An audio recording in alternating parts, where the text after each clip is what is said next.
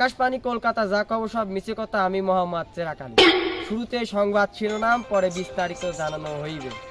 মশার সাথে ট্রেনের সংঘর্ষে ট্রেনটি বিধ্বস্ত হলেও মশার কোনো ক্ষয়ক্ষতি হয়নি। পণ্যের দাম বৃদ্ধি পাওয়ায় মানুষ রোজা রেখে বাজারে যেতে ভয় পাচ্ছে।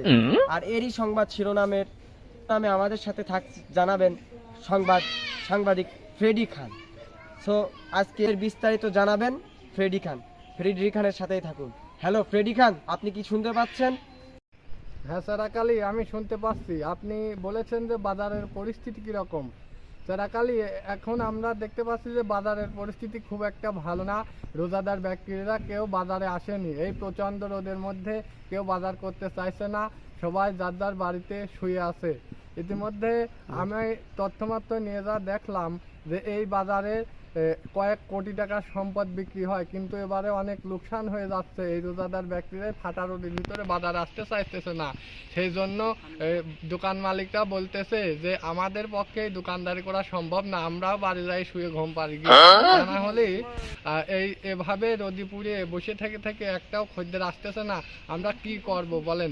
সরকারের কাছে আবেদন করুণ ছুরি আবেদন মিনতি জানাইছে যে সরকার আমাদের জন্য 2000 করে টাকা দেয়, তাহলে রোজার মাসের মার্কেট করে আমাদের সুবিধা হয়ে যাবে।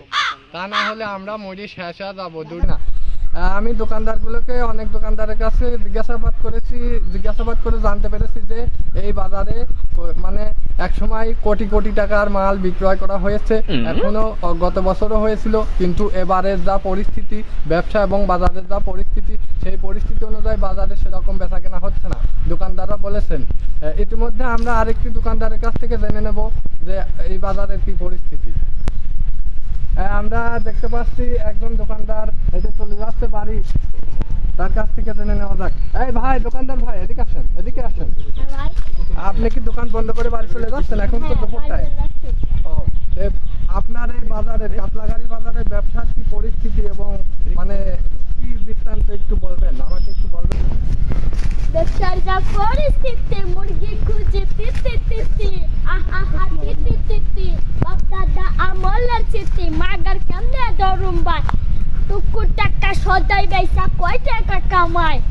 কয় টাকা ফুলে গেছে রে, মানুষ ফুলে খেয়ে মোটা হয়ে গেছে। ব্যবসার যা পরিস্থিতি ভাই, রোজা থাকাই তো হচ্ছে না, আগা চাপেছে তাই দোকান বন্ধ করে বাড়ি যাচ্ছে। আপনাকে অনেক ধন্যবাদ।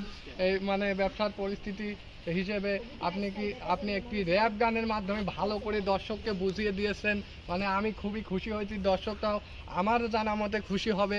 এখন আপনি যেতে পারেন, আপনাকে ধন্যবাদ।